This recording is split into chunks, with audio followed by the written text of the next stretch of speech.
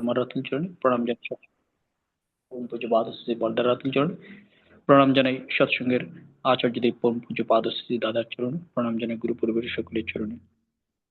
আজকে এই অনলাইনে উপস্থিত পরম প্রেমময় শ্রী শ্রী ঠাকুর অনুকূল চন্দ্রের ব্রতধারী কর্মীবৃন্দ, ইষ্টপিপাসু অমৃত পথযাত্রী শ্রদ্ধেয় দাদা ও মায়েরা, সকলকে আমার প্রাণান্ত জয়গুরু।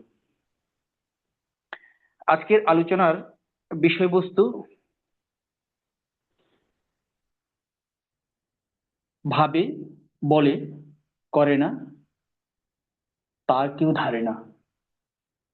একদম সহজ সরল একটা বাক্য, কিন্তু এর তাৎপর্য অনেক বেশি এবং অনেক গুরুত্বপূর্ণ। ভাবে, বলে, করে না, তার কেউ ধারে না।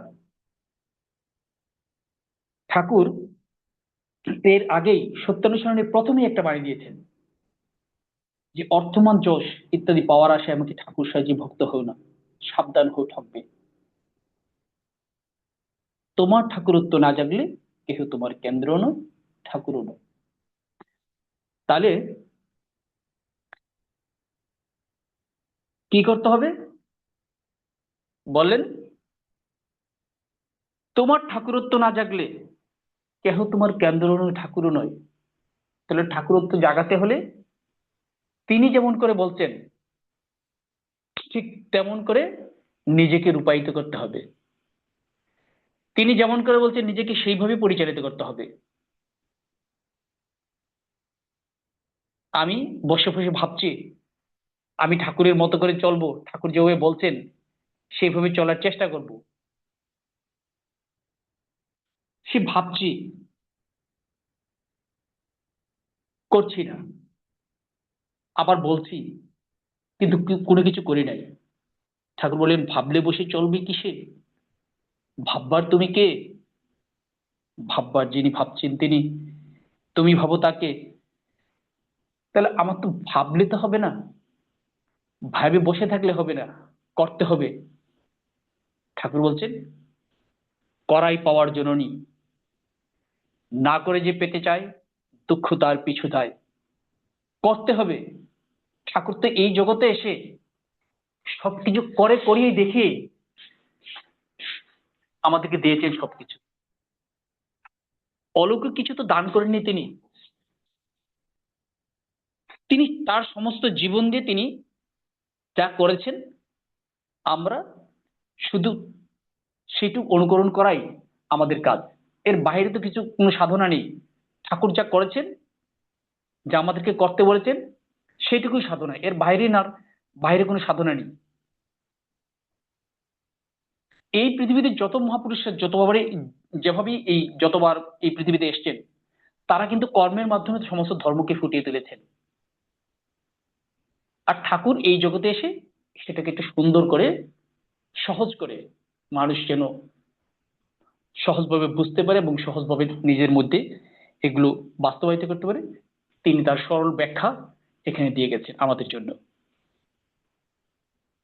আমরা প্রতি ক্ষেত্রেই বিভিন্নভাবে আহ কোনো উদাহরণের মাধ্যমে গীতাকে টেনে আনি, কারণ গীতাটাও ঠিক এইভাবেই সুন্দর করে ব্যাখ্যা বিশ্লেষণ করে দেওয়া হয়েছে। আর এটা যেহেতু মানে সংস্কৃত ভাষা দেওয়া হয়েছে, ঠাকুর এই জগতে এসে সেটাকে আরো সুন্দর করে সহজবুদ্ধ করে একেবারে মানুষ যেন বুঝতে পারে, তিনি বাংলা ভাষায় এগুলো ব্যাখ্যা করে দিয়েছে। এবং গীতার সমস্ত নির্যাস আমরা যদি আহ সত্যানুসরণকে একটু ভালোভাবে নিজের মধ্যে অনুধাবন করি, নিজের বোধের মধ্যে নিয়ে আসি, তাহলে দেখব যে গীতা যে নির্যাসটা সেই নির্যাসটা সমস্তটুকু সেই সত্যানুসরণের মধ্যে আছে। গীতায় অর্জুনকে বা শ্রীকৃষ্ণ অর্জুনকে কি বলছেন যে অর্জুন নমি পার্থাস্তে কর্তব্যং ত্রিশু লোকেষু কিঞ্চন, যে দেখো এই ত্রিজগতে আমার কোনো কাজ নেই, তবু বর্তে বলছে কর্ম নিয়ে, আমি এই কর্ম নিয়ে ব্যস্ত থাকি। কারণ আমি যদি কর্ম না করি এই জগৎ সংসার উচ্ছন্নে যাবে, কেউ কাজ করবে না।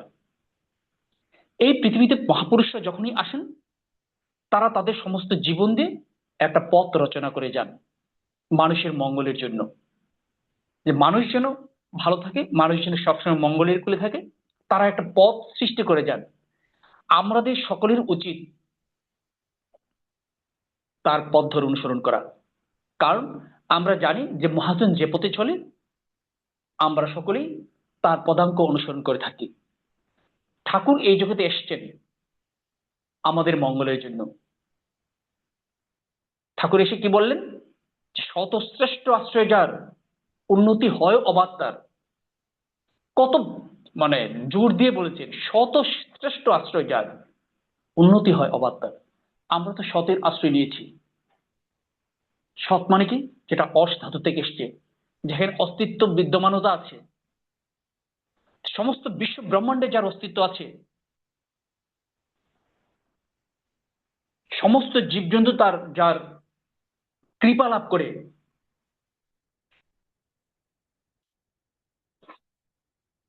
আমরা তার সান্নিধ্য লাভ করেছি। আমরা সতের সঙ্গে সংযুক্ত হয়েছি। আপনি দেখবেন যে যারা সৎসঙ্গের সাথে মূলত যুক্ত হয়েছে, সৎসঙ্গ এবং ঠাকুর অনুকূল চন্দ্র, এই দুটা কিন্তু পৃথক কোনো বিষয় নয়। আমি গতকালকে কোনো একটা ইয়েতে দেখেছিলাম যে সৎসঙ্গ, মানে একদিন বর্দা বলছেন যে ঠাকুরের শরীর তো দিন দিন বেড়ে যাচ্ছে। এই কথাটা অনেকেই বুঝতে পারেনি, যেটা কি বর্দা কি বললেন, ঠাকুরের শরীর বেড়ে যাচ্ছে মানে কি? ঠাকুরের শরীর বেড়ে যাচ্ছে মানে সৎসঙ্গ প্রকট আকার ধারণ করছে। যে সৎসঙ্গ এবং ঠাকুর একটা অবিচ্ছেদ্য অংশ। যেমন নাম এবং নামই অবিচ্ছেদ্য, ঠিক সৎসঙ্গ এবং ঠাকুর ঠিক অবিচ্ছেদ্য অংশ। সৎসঙ্গ মানেই ঠাকুর অনুকূল চন্দ্র। তো আমরা সতের সঙ্গে যুক্ত হয়েছি নিজেকে বাড়ার জন্য, নিজেকে বৃদ্ধি করার জন্য, নিজেকে সুন্দর করার জন্য। আমরা সবই বুঝি, এই সব আমার মাথায় আছে, আমি ভাবি, কিন্তু আমি মূলত করি না।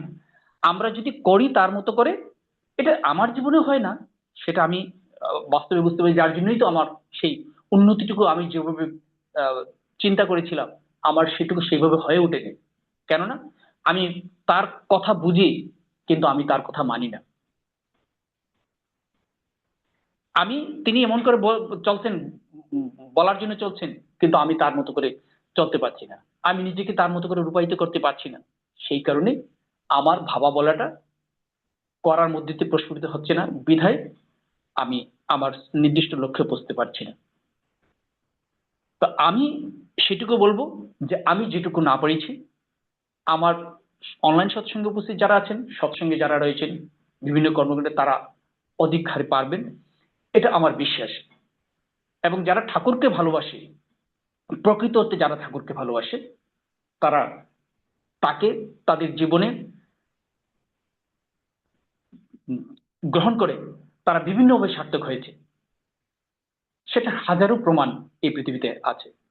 সুতরাং সকলেই তাকে গ্রহণ করে নিজের চরিত্রে তার সমস্ত কথাগুলো ধারণ করে আমরা সকলেই উন্নতির দিকে ধাবিত হব, সেই আশাবাদ ব্যক্ত করে আজকে অনলাইনে উপস্থিত সকলের ব্যক্তিগত ও পারিবারিক মঙ্গল কামনা করে আমার সংক্ষিপ্ত আলোচনা এখানে শেষ করছি। জয় গুরু সকলকে। জয় গুরু।